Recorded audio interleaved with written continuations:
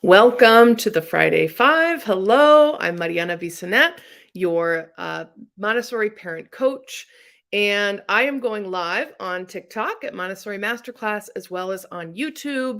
If you're joining my live stream on YouTube, please type your questions into the chat and you'll see the visuals. But the Friday Five is when I talk about toys, books, parenting questions, and a practical life idea every week. So let's go ahead and get started. So the beginning of the Friday Five is always a yay or nay of toys. So we're going to talk about a toy and why it might not be developmentally aligned. And then we'll talk about the developmentally aligned version, which is what I would define as a Montessori toy or not, is whether or not it was developmentally aligned and why. Then we'll get into our practical life idea, a book recommendation of the week, and of course, our parenting question. But you, if you're joining me live, can put your questions into the chat and I would love to see you in here. So hi, everybody. So, all right, our first thumbs down. This is not thumbs down forever. It's just in comparison to a developmentally aligned version. I want to talk about Magna-Tiles. So Magna-Tiles are magnetic tiles that kids will sort of put together.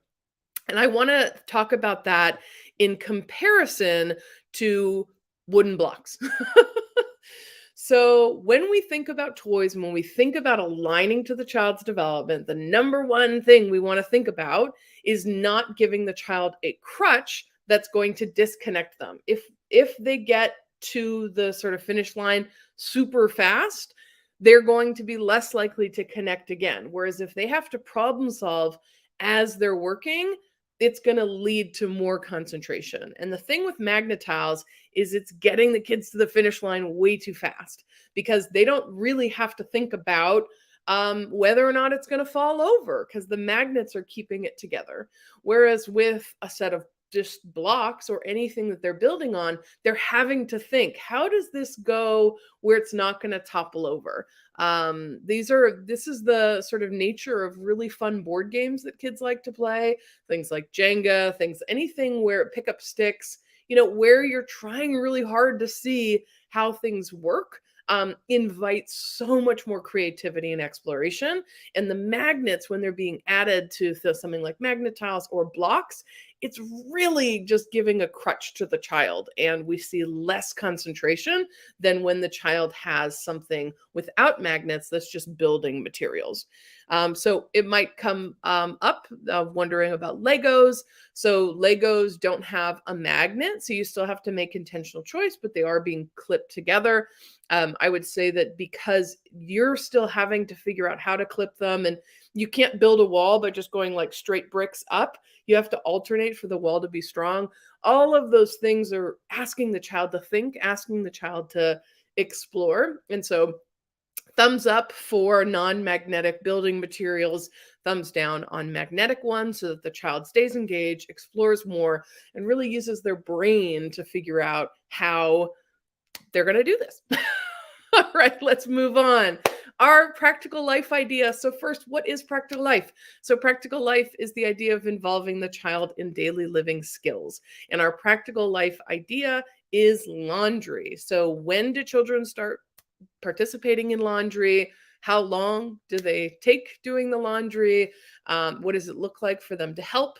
A lot of times what we do with bigger practical life things like this is we don't introduce it while they're young, and then we expect them to do it once they're older.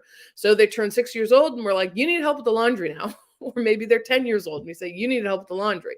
But they haven't had any practice with that. So the question is, well, what are we going to do?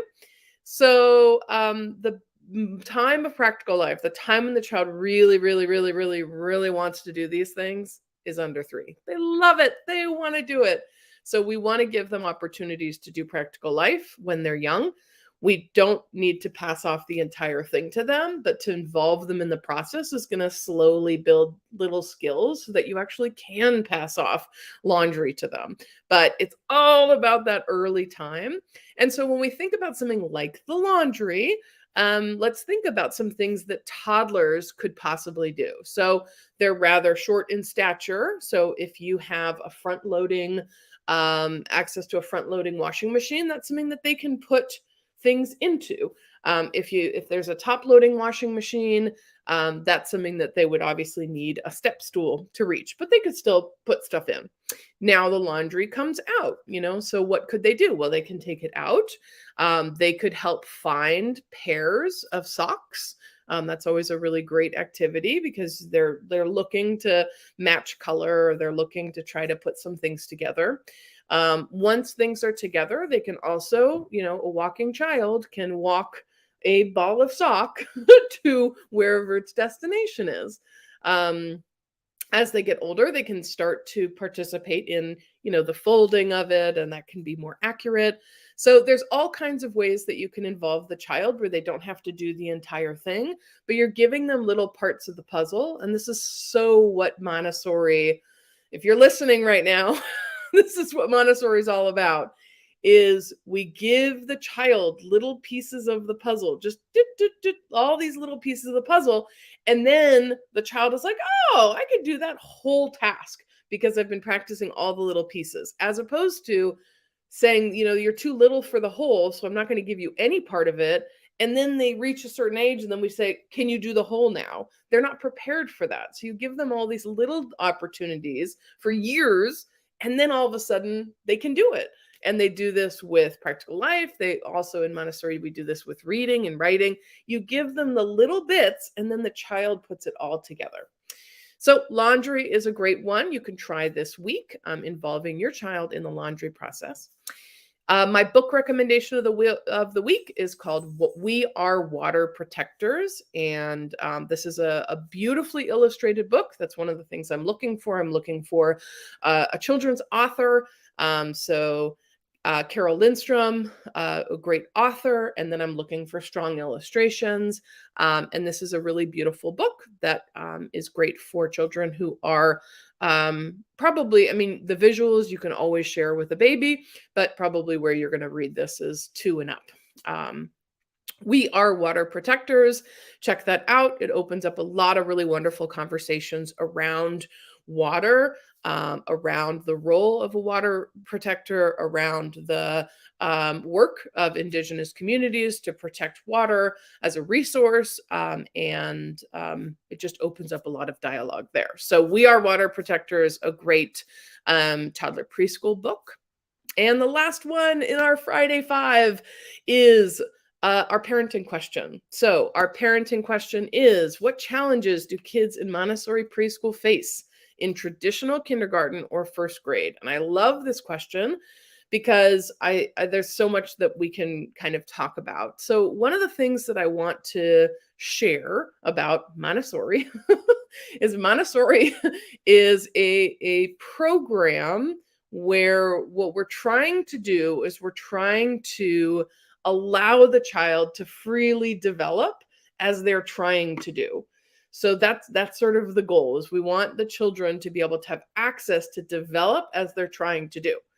Obviously, that freedom is going to get curbed if what they're going to do with the development of their hand is to try and, hit a classmate. But what we're aiming for is to support them in all the development that they're trying to do, where they can be as free as possible, which means that they need to have independence in order to be free. So we support them in their independence. Now, conventional programs, whether it's a conventional preschool or a conventional kinder or first grade program, often doesn't start with the child's freedoms. So that's not the central beginning part, is that they don't say, okay, what are the child's freedoms? And in Montessori, that's where we start. The child has the freedom to speak for themselves, to move for themselves, and to choose for themselves. Those are their essential freedoms. And that's not what the conversation is. The conversation is on content. The conversation is, what do we want to give the children? What do the children need to know? And then actually it's about curbing their freedoms. You don't get to choose where you are, what your body is doing. You don't get to choose when to speak. You will be told when to speak. You don't get to choose what to learn. You will be told what to learn. And so in terms of the challenges, I think it's understandable that when the child goes from a program where they do have the freedom to follow their interests and learn, and really like have it match their developmental tendencies, that it's going to be different, when they go to a conventional program where a lot of that is stripped away. However, what I will say is because the children have freedom and because they're invited to like make these choices, they actually are highly adaptable. So, yes, of course, we would all be challenged if our freedoms were completely like if you had to stay at your desk, you were not allowed to get up whenever you wanted. You had to like raise your hand and your boss would tell you whether or not you could use the bathroom. You couldn't speak freely. Like if you went to a job and all of the freedoms that you had were now being stripped away, you would also have a hard transition. That wouldn't be very like great. However, children in Montessori are being challenged because of that freedom. So they have to figure out, how do I go from point A to point B in a classroom that's busy and full of kids? How do I stay connected with what I'm doing? How do I not get sucked into this conflict? Oh, yes, I did get sucked into this conflict. What do I do? So that's what the child is trying to navigate. And so they become highly adaptable because every day is completely new, because there's different pairings of kids and they're all just sort of being free in the space. So what we do see is, yes, it is a steep learning curve to have your freedom stripped away, but then it's also going to be that they are primed to be highly adaptable, because they've learned how to make choices for themselves and learn how to regulate within a system. And some kids are going to have an easier time regulating within a more confined system, and sometimes they're not. So I'd say that's a number one sort of transition that is to be expected, that when their freedoms are sort of taken away, that they might be like, what happened? But they do tend to ride it out and be very adaptable. The other thing that can happen is because children are able to differentiate their own instruction, they can move forward in the curriculum if they need to. They can back up and uh, redo certain parts that they maybe need to shore up some knowledge with. They're used to differentiating their learning themselves, and going into a conventional program where it's not always easily differentiated or the teacher has to differentiate. Kids who are farther down the line, especially going into kindergarten, it's going to be, they might be bored, and kids do different things. Sometimes when they're bored, they shut down, and they just sort of get complacent and they seem like a really good student, but they're just, they're just bored, and some kids act out.